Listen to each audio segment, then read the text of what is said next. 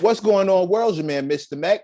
And I'm Crystal Event. This is the M+M+M show, aka the show coming to you live and direct with a brother who is a living legend, working on the legend part.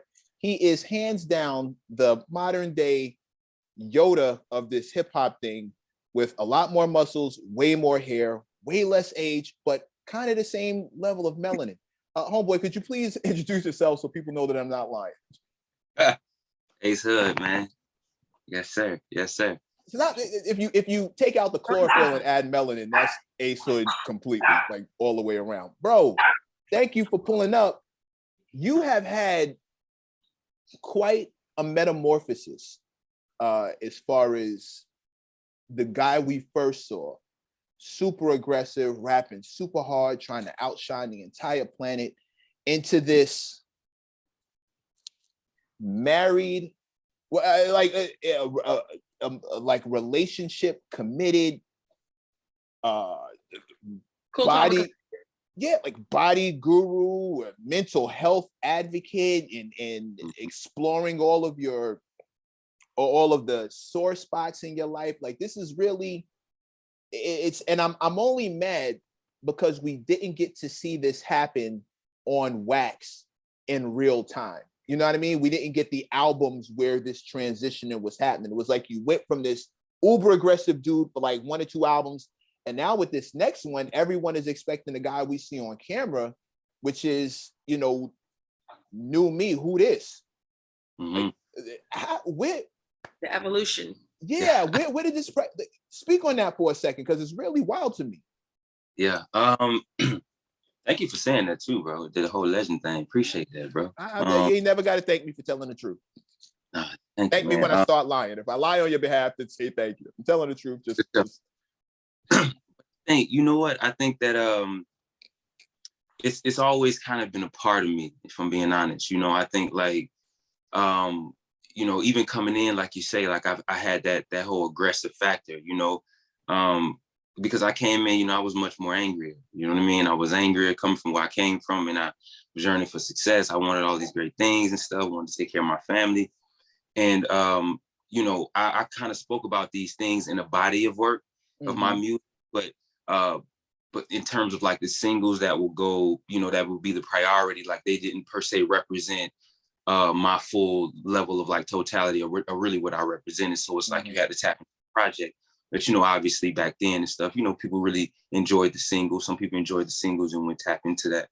But I feel like even as a single, that stuff, even being on the album, which it was, but that stuff was never pushed to the forefront of who you were. Right. That was never made to, and I didn't mean to cut you off, but that was never made to be a part of the Ace Hood package. You got vulnerable in a couple of spots here and there, but that was never put in the forefront ever. Yeah. But to be fair, a lot of artists do put out that side of themselves, and we just don't choose to incorporate it into what we accept as that artist. I think show that side, but we're like, yeah, okay. But anyway, this part is the fun part, or this is the one we see more often, or what the label pushes. I think that's for the casual fan, but I think I think the casual fan is going to just go with, like he's saying, the singles and the part that's like turned and stuff. But I think as an artist, we have certain visions of who someone is. For instance, Jay-Z's 444 album was the one that encompassed and put this side first. I'm no longer the hungry, hustling, dealing dude that y'all have known, even though I did songs that exposed my vulnerability and talked about me shooting my brother and all this stuff. But now let me put forth this face where I'm a family man, where I may lose everything that I really, really care about. I know I told you I love money, but this is what I really care about. Here's a whole album. Ace has never had that project, and it's never been made to put that as a part of his story. And I think had we done that, the love for him and the understanding because we always rock with people that we like. And if you can see yourself in a guy who's literally transforming before our eyes and saying stuff like, I know the aggression, I know the feed my family, I know the get money has always been what I've represented to you, but there's a lot more. And now that part of me is growing. And it almost feels like with this new album, we're just gonna see the, you know what I mean? Like, boom, he's like almost 180. What made you ready to do it? Well, my transition, say it again. What made you ready to do it? Like, was there a turning point? Like, was something to happen in your life? Like, there's the transition, there's the growth, the whatever was going on, but like to make it the new sound, make you ready to put it out this way. Yeah, really what it was for me, I think it was, you know, being a part of like the major label system. And then eventually like, you know, cause a lot of people may forget that I got signed so young. You know, I was 8 when I got signed, you know, so, you know, I was a young man, you know, at that particular time. So it's like, I still had a lot to learn. I wasn't financially literate or anything. I didn't understand the business in full in terms of the entire industry and how it works. So as time went on, I started asking more questions. And what I started to notice, like me asking questions started to bring discomfort to certain people and like to my situation. And when I started to notice that, I started to feel a little like inferior. You know what I mean? I started to feel like I didn't really have control over my career or really control over my ideas and what and just the real choices that I would like to make and the direction in which I would want my music to eventually have gone at that particular time. So we talk in 2016 when I kind of ventured out and wanted to do and create and started to really take hold of my sound and started to kind of experiment with certain things. So the moment that I went independent was the moment that I decided to say, you know what, in coming from this major label, in order for people to understand who I am, I need to be somebody else. You know what I'm saying? I can't be the older I was before with that major label. So I took people through the process of understanding my transition and where I'm going and where I am now. You know, so that's why I dropped 2017. I dropped a series of trusted process projects because it was me in the space of not knowing what was fully going to happen, just knowing that I was taking steps towards my higher self, rather, you know. So it's a journey. I love that in 2022. No, I'm sorry to interrupt. Is that hip hop and different demographics are comfortable talking about personal growth, mental health, being a better. You know, it used to be cool to be bad, just bad at stuff. It was in school. It was like cool to fail or like to, you know what I mean? I'm studying. What you get, like. It's cool to be. Yeah, and I feel like it still is, though. I think, like, you know, what I'm displaying is like the duality of it, not just saying that we live in the light of things. You know what I'm saying? Like, it's showing that we, even though we exist in like the lower chakras, the frequency of ourselves, we can still exist amongst the people, amongst like, you know, we ain't got to be caught up.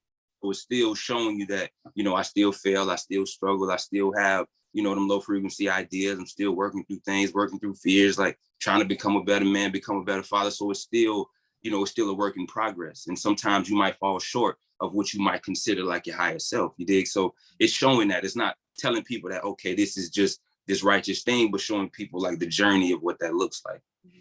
But also even just being aware of higher and lower vibrations and chakras is kind of my point. That it's okay to, it's cool now to consider these things. It's sexy. Yes. It's sexy. It wasn't sexy before. The misery has always been sexy. The wretchedness has always been sexy. The lower vibrations have always been sexy. I'm gonna fuck somebody up. I'm ready to die. I'll die for some money. I'll do whatever it takes for the like now. You said you dig at the end of chakras.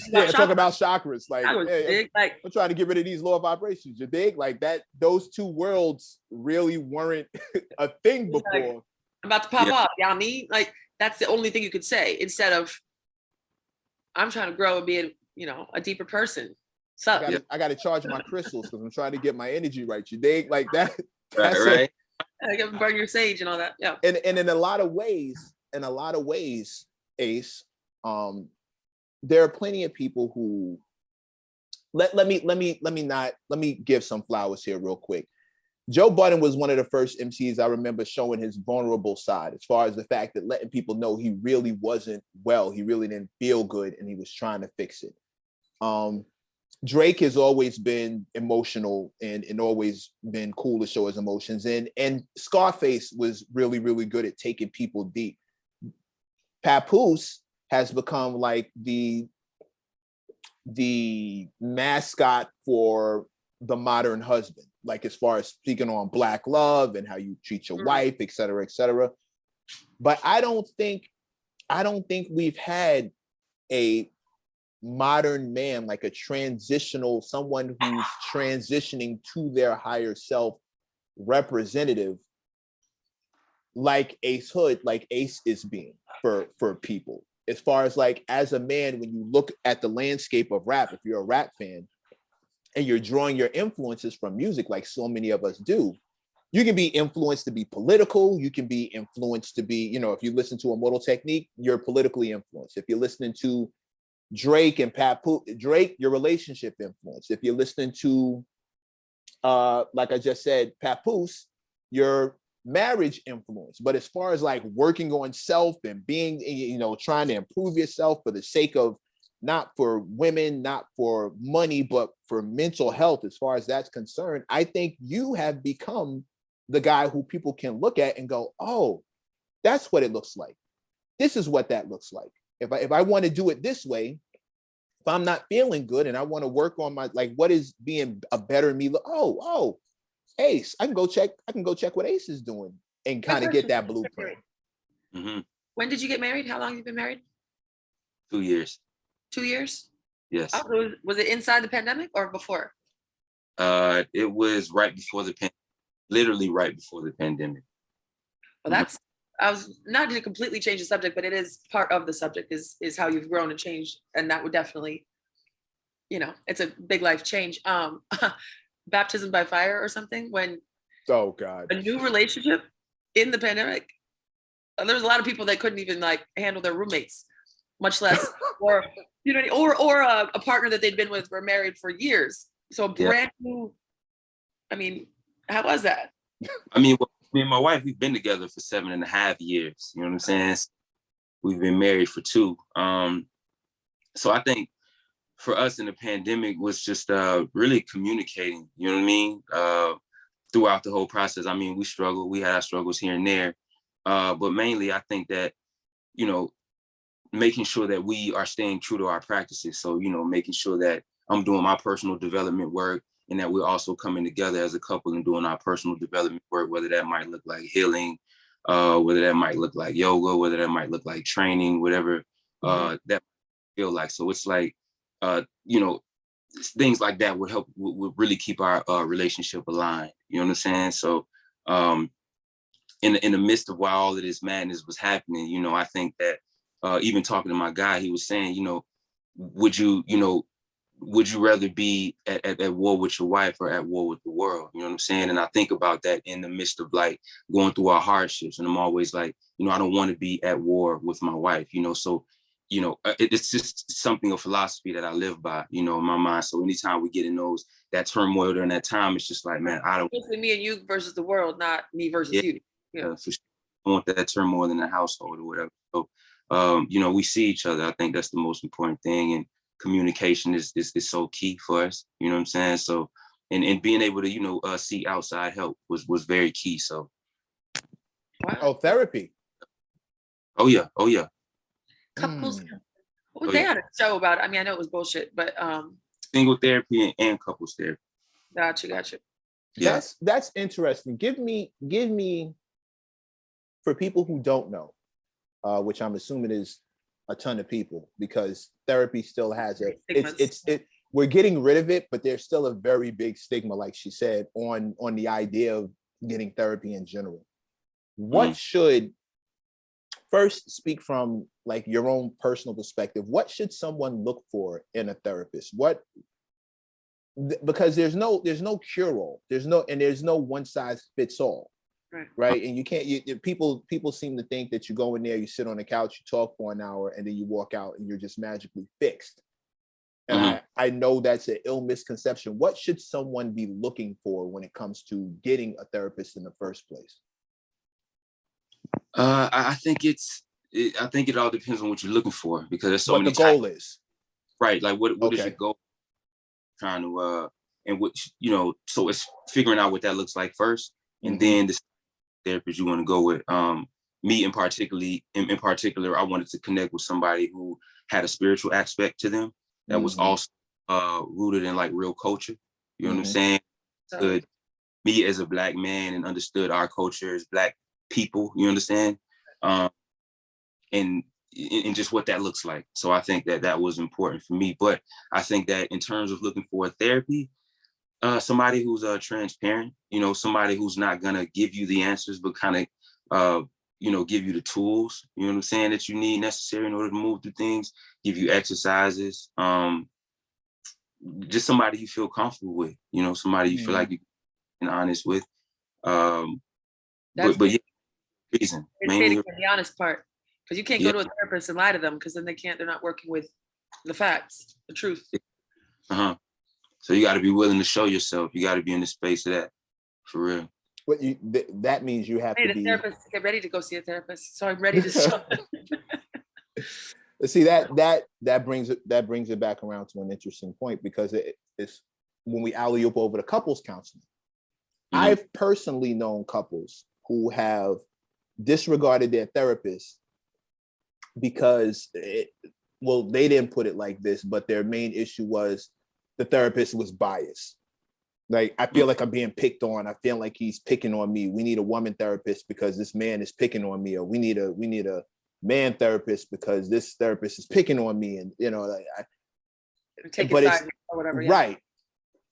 But you know, and this is funny because I kept getting into arguments. I was like, yeah, but if you're wrong, the therapist isn't picking on you. He's trying to help you. He or she is trying to help you. And that's the thing, like the mindset to be honest is also the mindset to, if you're stubborn, if you're really stuck in your ways, nobody can change you.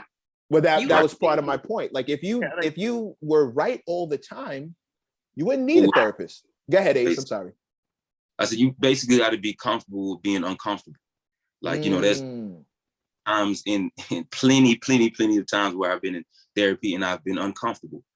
You know what I'm saying? It changes to be uncomfortable. I was like, it's comfortable to stay exactly the same. We find our comfort zone. That you have to get uncomfortable to change. Yeah, facts.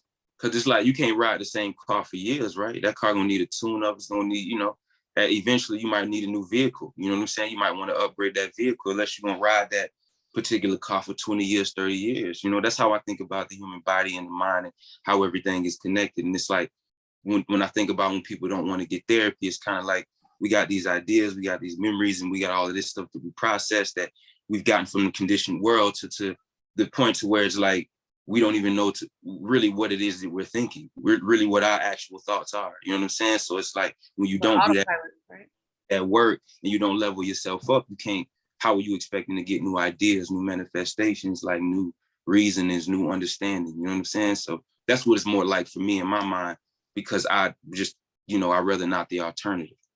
I call myself the meme queen on here.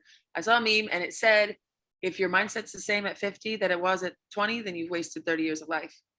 Like, you really shouldn't be making the same album over and over. You can't have the same conversation over and over. Like, you're growing or you're stagnant or you're dying or something. Yeah.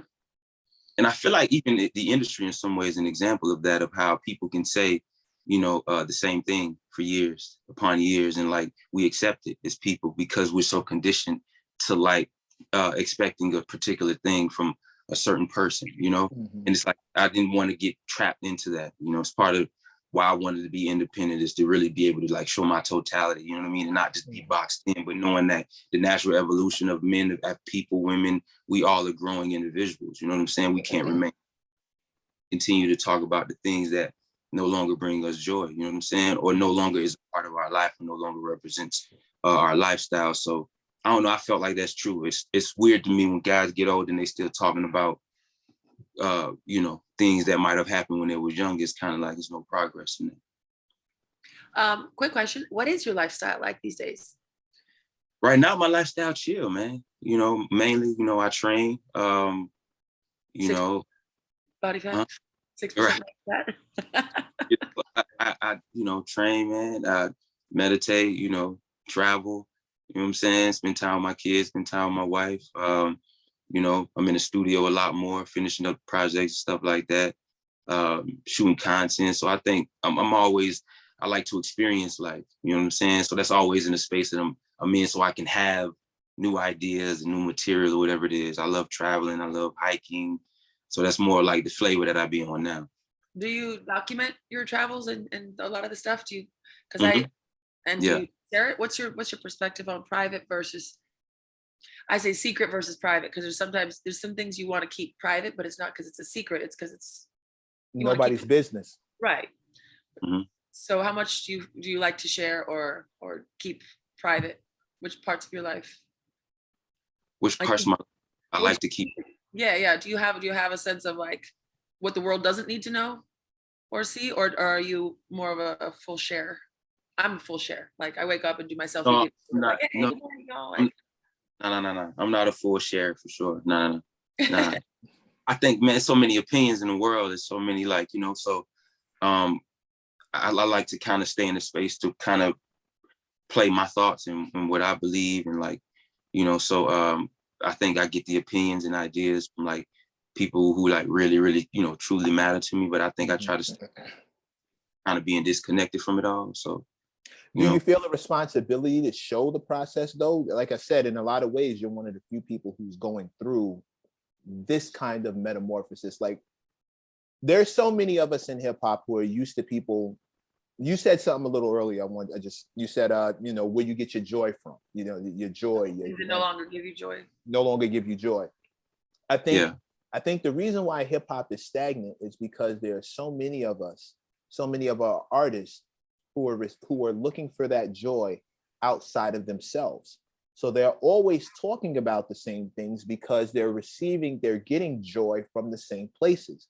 But it's always an outside job. It's always outsourced. It's never an inside job. So it's going to be money. It's going to be clothes. It's going to be cars. It's going to be material things. It's going to be, and even when it's feelings in lower vibrations. In other words, the feeling of conquering another man, or the feeling of stunting on him because you fucked this chick, or the feeling of stunting on him because you got more money and therefore you were able to fuck his chick, or, you know, his crew was cowards compared to y'all. It's all, those are the things that stimulate and get people's minds going. That's where they find the joy from, which is why they talk about the same thing every album, because this is where the happiness is coming from. You're one of the first guys actually talking about my joy is coming from nothing having to do with any of that. It's all an inside job. You take all that stuff away. I'm focused on the self. I'm focused on right here, me personally. And I'm emanating joy from the inside out, not trying to get it from the outside in. Mm-hmm. So I think that is where the real switch up is coming about. I talk about hip hop all the time. I can have that conversation all day, every day, but hip hop never stops changing. Hip hop is a constantly evolving thing with really, really deep roots. So when me and my friends get together and we start talking about hip hop, people are like, how can you always talk about the same thing? I'm like, bro, we're not talking about the same thing.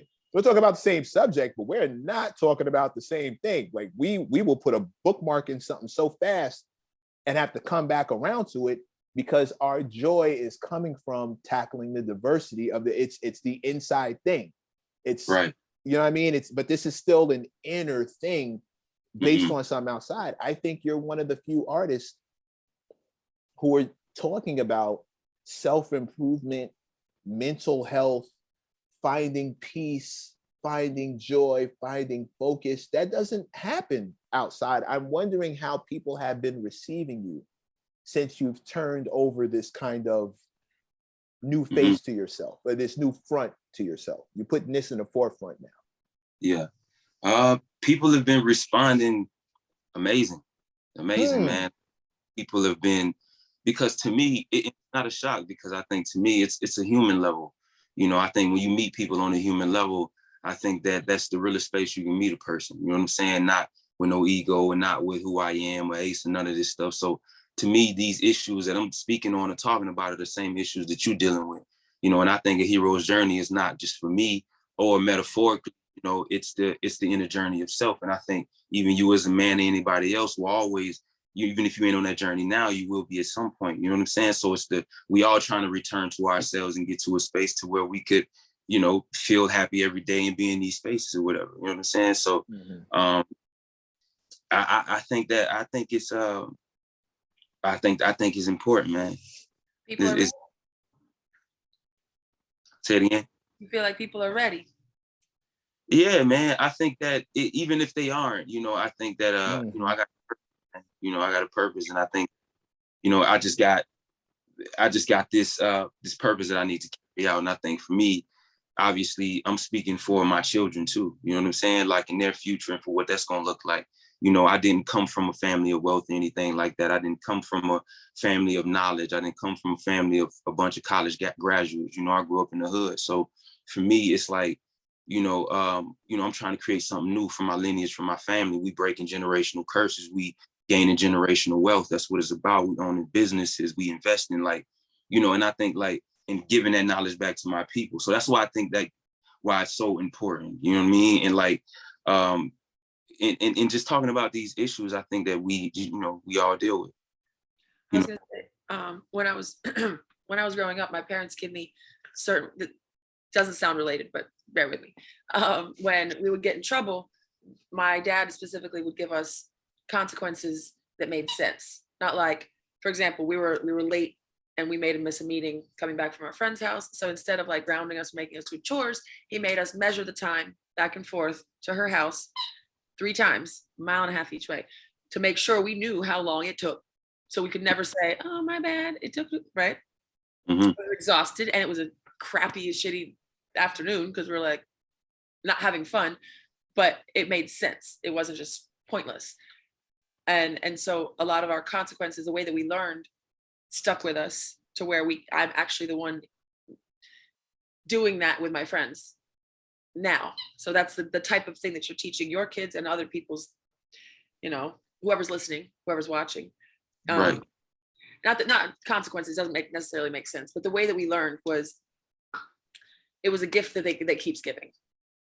Like that knowledge, that way to handle things, that way to, I was embarrassed too of a lot of stuff that my parents did. And now I'm like, you say it all the time, as my father used to say. And I'm like, damn, my mama was right. All the annoying stuff, like we composted. Now it's cool to compost. Like they made us reuse our plastic bags. And now we're like, oh, save the turtles and don't use these reusable, you know what I mean? Like, yeah. Add something. Absolutely. So you're giving those gems. When did you decide that this was your purpose?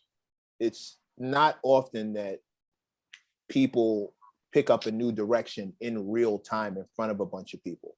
And like I said, I think we missed out on key valuable albums thanks to industry fuckery that you were going through. I think we missed out on key albums where we would have seen the transition where your purpose went from get money to I need to show that I can heal. I need to show that healing is a thing. I need to show that I'm dedicated to healing. I need to show that elevation is a thing. I need to show I'm dedicated to elevating. I need to show that therapy is a thing and I'm dedicated to therapy. You know what I mean? Like when did you decide this is what I want to show the world? This is my purpose. I think I'm still trying to like hone in on that moment, if there was a moment.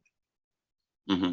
Oh, he pushes back. Okay. Is like a paradigm shift moment? Yeah, like they call it the come to Jesus moment. Like I'm trying to figure out like when he woke up and was like,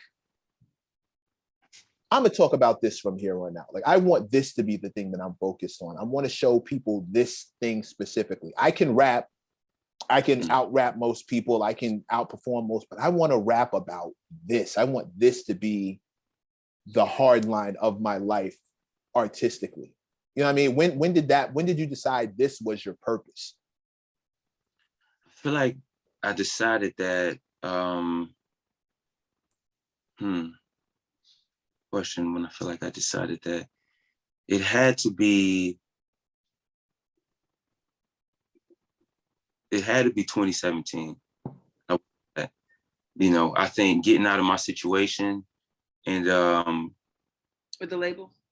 Yeah, getting out of my situation with the label and stuff like that. I think that was one of the things, you know what I mean? One of the things that inspired me to kind of make a shift and change, because I was already walking that direction, right? So, I tell people, there was nothing wrong with my label situation.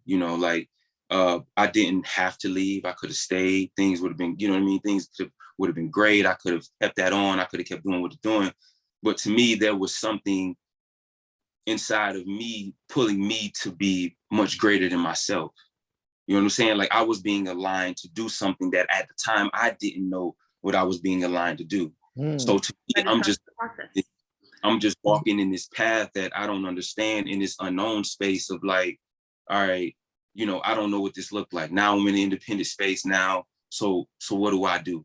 You know, and the first thing that came to mind, and I think that's why I'm so hell bent on it, is because, you know, I've gained the money, I've gained all of that, and I, you know, gained the brotherhoods and the relationships that I thought I had within the industry, only to get to a place to where I was like, man, like, you know, I felt like I had been stripped of so much of my power. You know what I'm saying? I felt like I had given so much of me away, you know, to the point to where I couldn't even exist outside of, I couldn't exist as an independent person outside of an industry.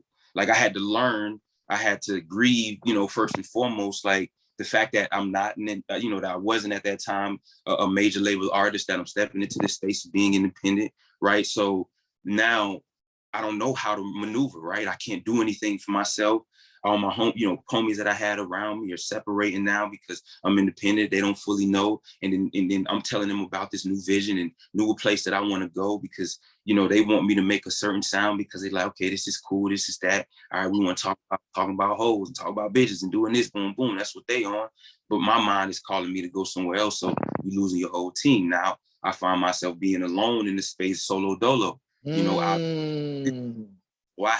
so at this time, it's literally just me and now my wife, but at the time, my girlfriend, like we going, you know, she's watching me going through this transition, because she came in the transitional point in my life. So she didn't see or really experience that person that was in the industry like that, in that way. As I did that, so I got in the space to where I was afraid. I wanted to give up. You know what I'm saying? I didn't think I could do it no more. I didn't have a team around me, my management and all. I got rid of everybody because nobody didn't believe. I was down and out. And I feel like that's when I got the message of just like, you know, how important it is for me to tell my story, you know, and how liberating it will be for me to make it out of this situation on top, or for me to come to terms and really face these fears. Because now, you know, I'm not having somebody reach out and make phone calls. Now I'm making these phone calls. Now I'm sending these emails. Now I'm making the invoices, sending out the invoices. Now I'm the one handling my shows. Now I'm the one doing this. Now I'm the one doing that. So I got this ideology of just like, man, you know what? I need to regain my power. I need to place everything that I've given away back into myself. So I already understand what it's like to have the cars, the life, the house, the boom, boom, still have it. You know what I'm saying? So, but I still didn't have that level of happiness with myself. I felt like I was a failure. You know what I'm saying? I felt like, you know, did I make the right decision? So I think like at that time, I would get signs, you know what I'm saying? I would just get, you know, and as I started to travel that journey, things started to happen for me. Pieces started to come. I started to tell my story, which in turn, because I never been a huge talker before, I was silent for most of my career. You know what I mean? That's why people didn't know, because I was never this vocal, because I was a young man. You know, I didn't have no voice. Again, I didn't have my father, right? So, you know, not having my father, not having these things all affected me as being a young businessman, as being in the industry. So again, taking my power back, as I started going back, I started to learn business again. I went back to school. You know what I mean? I went to Berkeley, went to music business school. You know what I mean? Like all during the time where me and my wife were growing and learning each other and all of this. So as I'm going space and I'm going through the space, you know, I started charging myself up. I'm starting to get ideas. And, you know, I think that was the moment, you know, and as I kept moving and as I added pieces, I felt like I started to just notice that, you know, my story, I wanted to speak to, you know, in a very human way. You know what I'm saying? I was like, man, I know we often talk about cars and this, that, and the third, but I was like, man, what if I could spike the punch? You know what I'm saying? Like not completely change and be this, because I'm not just, Ace is just this different thing. No. I'm still giving you what you love in the way that you love it. I'm just saying something. You know what I'm saying? I'm the sauce on top of it. So for me, you know, that was my idea. And I was like, man, this is the space that I can occupy, you know, and I feel like universe Spirit and God gave him that space of like, this is your space to occupy the space of liberation, because we don't have any like modern day leaders. Like when I think about the past, Martin Luther King, Malcolm X, Huey P. Newton, or if I think Fred Hampton, like all of these people that were leaders, people who really stood in their truth unapologetically, bro. You feel what I'm saying? Wholeheartedly.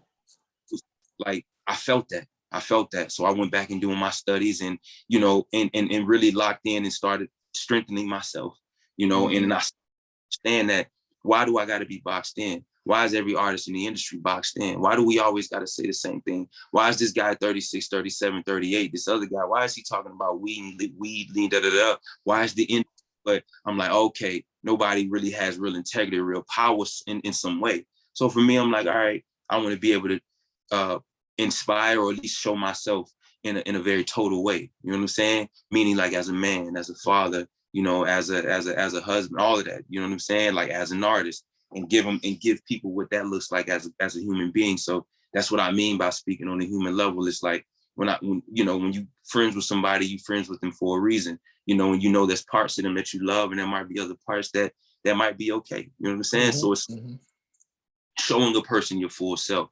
And I think that to me, that's the most profound thing ever, because I think these are the things that we struggle with. So that's when I got into mental health, and that's when I got into healing myself. I got into therapy, you know, traveling and being in certain spaces where I can liberate myself, where I can cry, where I can be emotional. And I started to see and started to witness that they lied to us. You know what I mean? Everything that we thought we wanted ain't really what we wanted. And I started to really, that's what really allowed me to change, like shifted my message too, was like, you know, they lied, you know, this money and all this other stuff ain't gonna bring us happiness. Like, you know what I'm saying? Like if people, you know, just kind of just, you know, challenging my beliefs per se, you know what I'm saying? And ideas and all of that has brought me to a place where I was like, man, niggas don't know this. No, like people don't like, they don't know we were torn down. We was like, people don't know that they living in this conditional space. Like people don't know that they almost living in the matrix, and like people don't know that these are not their thoughts and these are not their ideas. Like my people don't know generational wealth and health and all this stuff, and you know what I'm saying, and taking care of their body and stuff. We come from soul food and eating bad and and high cholesterol, and you know what I'm saying, this other, like, so I come from that damaging culture. So for me, it's like I want to create something more healthier for my people, for myself, and for my people, and for those around me, so they to take that. How much did it hurt? How much did it hurt when you had to evolve past the people who would not accept?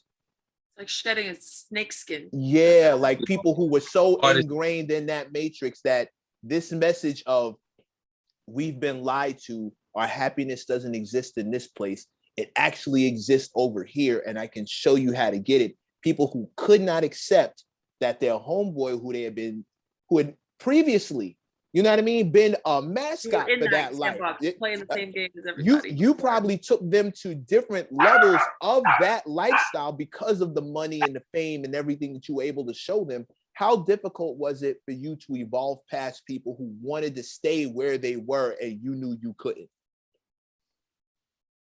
For one, it was very difficult, very, very difficult, because it was a decision. I feel like I went back and forth with myself over and over again. You know what I'm saying? Like I just, I never really wanted to see the truth for really what it was, you know, until it got to a point to where I've always felt like I'm expected that I expect things to be hard for me because I want nothing short of greatness. I don't complain about anything. I don't down talk, bad mouth. Like it's like I want greatness in my life. So I know that in order to get there, there's going to be obstacles and things that I'm going to have to face. That's going to be uncomfortable, that I ain't going to want to do, but it's going to be necessary for the betterment of me growing. You know what I'm saying? Because it's necessary for those around me and my children to have the highest version of me. So I think it was very, very difficult because these were people that were with me 8 years, 10 years, you know, some which I friends, you know what I'm saying?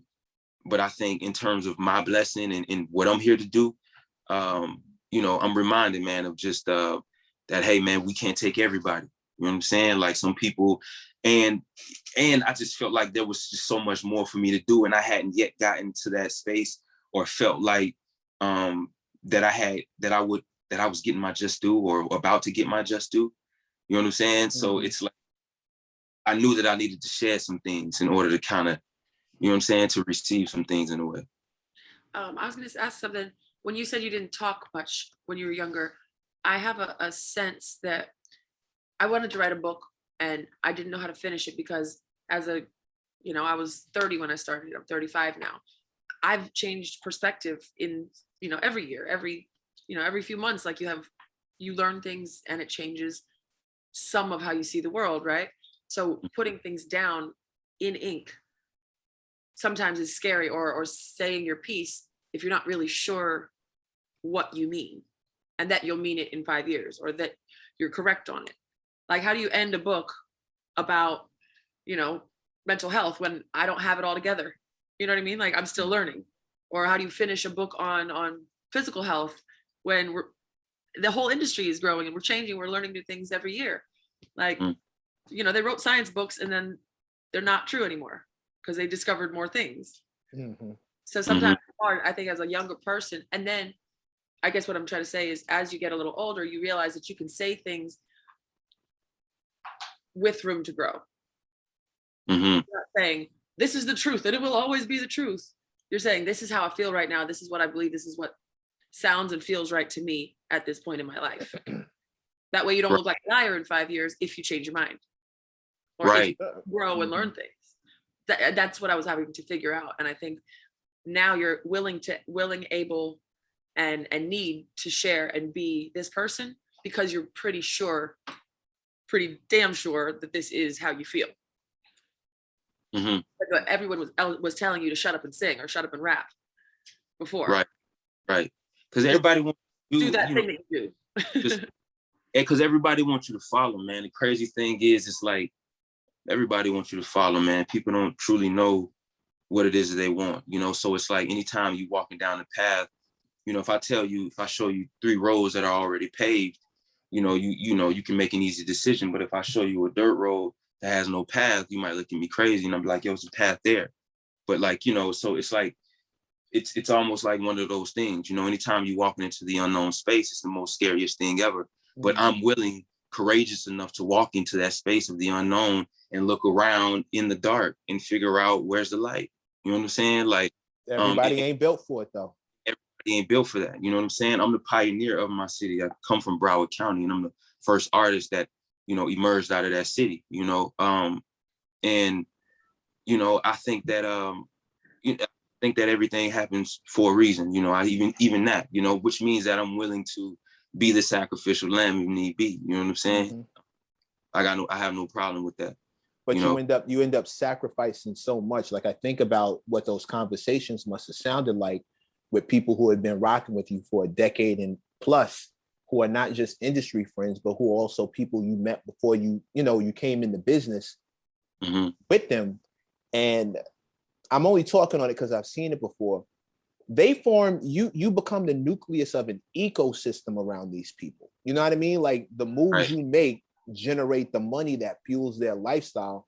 One of the main reasons why I have sympathy for them in a lot of different ways is because a lot of times they want you to be happy, but they want you to be happy doing the thing that works. They don't want you taking a chance and jeopardizing their lifestyle, their money, their you know what I mean, their levels. They don't want you going off and getting all brand new and experimenting on something that you believe in, sure, but they don't really believe in. And why risk it? Like, why do you need to tell everybody what you think? Why don't you just like do what keeps working so we can keep getting this money? Why do you need to switch things up? Why are you gonna take this chance? Why are you gonna fuck this up? Like, and a lot of times what they're asking you without knowing it is, why you gotta be so brave?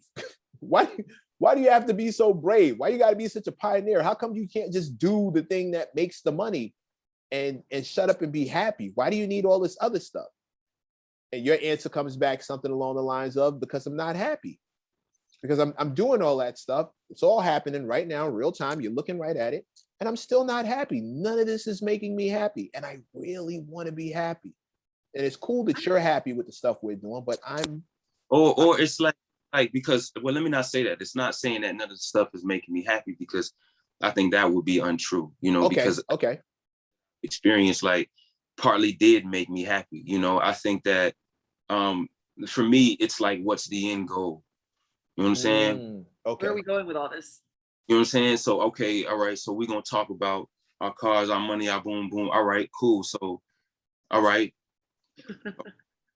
All right. So is that going to help bro with his vibe and figure out how to work through his fear of what he going through? Or is that going to help hurt? Like, you know what I mean? That's still going, that, you know what I'm saying? It's still a part of the oppressor mentality to me. You know what I'm saying? And it's like the part of like the trick of what they want ultimately Black men to do, go at each other and just like, I just wasn't cool with that, man. I just wasn't cool with that. You know, for me, it's like, I've always, for one, never been the one that's been wildly respectful anyway. You know, I've always been a man of integrity and carried myself and treated people a certain way, you know, but I think me, one second. They're trying to interrupt us. So I think that, yeah, I forgot what it was. They tapped me in. You said you weren't. You're a man of integrity. You never really went at people anyway. I'm sorry. So yeah, that I never went at people. Anyway, I forgot where I was going with that point, man.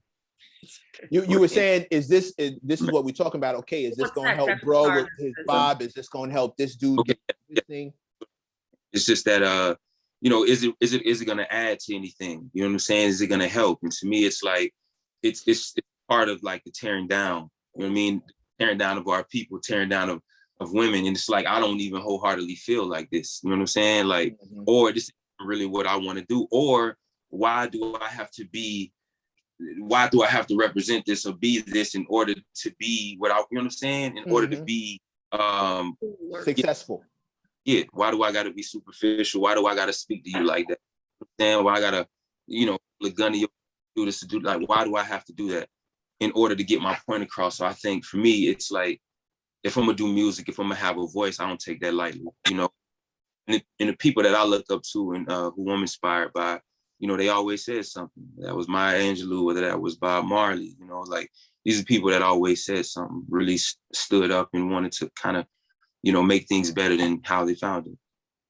When I said the thing earlier about the industry saying like basically shut up and rap or shut up and just do the thing you do, they do that with athletes a lot. And when they do stand up or kneel, they get in a lot of trouble within the industry. How? And I learned there's no real integrity in the industry neither. Like, you know, these are people, and respectfully, you know, I think it's all different. Let me not say the entire industry, but I think like for the most part, I think there's no real integrity. People are not really standing on anything. It's more so what somebody can do for you. It's more so what you have, you know, and I don't know. I don't just think that's operating on a human level for real, you know. Yeah, man, I got a lot of thoughts about that. Well, there's a bunch of different kinds of humans. You know what I mean? I think no integrity or low integrity, as far as the industry is concerned, is celebrated because of what it's able to accomplish. It's not celebrated because it's low integrity. It's celebrated because it brought in the bag. You know, you jerk somebody out of X amount of dollars and look what you were able to bring back to the company. You jerk this guy out of his publishing and look what you were able to do with your pockets. Look at the amount of money you're able to spend. Look at the trips you're able to go on. And because it was successful financially, it worked. So it's celebrated. Why? I don't think billionaires go to heaven. I'm just saying you have to make a lot of morally questionable decisions to get to certain levels of I think of financial gain. There's probably exceptions to that, but by and large, I think that we celebrate people that can connive and jerk you out of your money. Yeah. Ace, you still there? Okay, he's back. We thought we lost you for a second. Yeah, we can hear you. Yeah. See, we getting too much of the message out, bro. The Matrix is trying to jump in. Agent Smith is over here blocking your phone. They don't want you talking this talk. It's not 5G. The 5G. They don't want you talking this talk, bro. You're doing too much. You're out here sounding too strong, spreading the wrong message. I got a few minutes. Then I gotta pop out. Actually, we have to pop off too because we have exactly It's exactly an hour, but they want us to cut what, 5 minutes early? Yeah, we started a little late, but Yeah, it's no big deal. Bro, please let us know exactly. The album comes out in a Wrap it couple up. days, right? Let the man wrap it up. Wrap it up. Say what it is you wanted to say, and then we'll get into all that good stuff. The project is 25th, man, 225. I'm excited about it. Memories Inside Never Die. MIND acronym. I'm just excited, man. You know, these are memories and things that I've experienced, that I've went through in my life, that have brought me discomfort, you know, have brought me like pain in my life. And I think recognizing these ideas and recognizing these memories is one thing, but also knowing that I am not my thoughts, you know, is how I feel too. And being able to understand these thoughts, process these thoughts, but move through them, you know, it's kind of the things of Memories Inside Never Die. And when you don't move through these emotional things that might keep us stuck, you know what I'm saying? I think that the memories inside, they never die, you know what I mean? So I think it's important. It's kind of me reiterating why it's important to really sharpen yourself, really get, go to therapy and kind of be able to put your best foot forward for the ones you love. So, and I think I'm just reminded in the reality of where we are. So these are kind of the things that's happening in my mind. You know, it's my story, but I also think like a human story, your story, you know, and I think people really gonna relate and appreciate it. And only 10 songs. I can't wait. Oh, I got one last question because I know our female fan base will kill me if I don't ask it. How big of a catalyst was your wife to becoming the guy you are right now? You said she met you while you were transitioning. I know the women will kill me if I don't get this question off. You said she met you while you were transitioning. How much of a stabilizing presence or how much of a catalyst was she, or catapult or support to you getting to where you are now, her presence? Huge, because finding somebody that also sees the best in you. You know, I think my wife is so special, and I think our relationship is special because we truly see each other, you know, which means that my wife can see the greatness in me, even if I don't display that at all times. You know what I'm saying? I can recognize that light in you in the midst of, like, you know, your turmoil, your hardships is very important because that reminds you of the greatness in yourself. So I think that's why my wife is so inspiring to me, because she was also an advocate for aligning, an advocate for keeping the integrity in line and saying and being who you say you are, you know. And I think that's important for women to know too, is that my wife held me to that standard of, this is who I say that I am. I'm a man of integrity. This is how I am. This is how I treat people. Boom, boom. So anything outside of that is like, you know, she's going to challenge that, you know. And I think that that's what allowed me to kind of, you know, see things shift, like recorrect, and things like that helped me to become even more self-aware, and it helped me to sharpen myself too, because you know, she started her journey a lot earlier than mine in terms of her healing process, so, because she dealt with, you know, what she dealt with. But yeah, man, very inspiring, very inspiring. It was the most amazing thing that I've ever done. And I think that me, above all, is like finding love, I think was the main thing that liberated me, because to me, it opened up all of my ideas. It opened up everything. And, you know, my wife calls it that. She's a cause partly of that greatness, for sure. That's incredible. Thank you. Yeah. I couldn't end it better. I couldn't end it better. Yeah, we couldn't end it that better if we wanted to. Brother, thank you so much for pulling up and sharing all these gems with us and putting us onto the new project. You are a friend of the show. Whenever you want to come back, whatever you got. You know what? Next time you come back on here, bring your wife. It'll be all with you, your wife, sit down, talk to us. We'll go through all the fly relationship stuff that y'all do together in this brilliantly, like, in shape, looking comfortable. That's making everybody else feel fat. Thank you so much for pulling up, bro. In the meantime, in between time, I'm your man, Mr. Mac.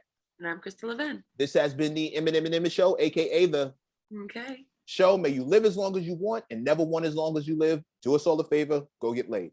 Peace. Oh, he jumped off. You gotta go. Got to.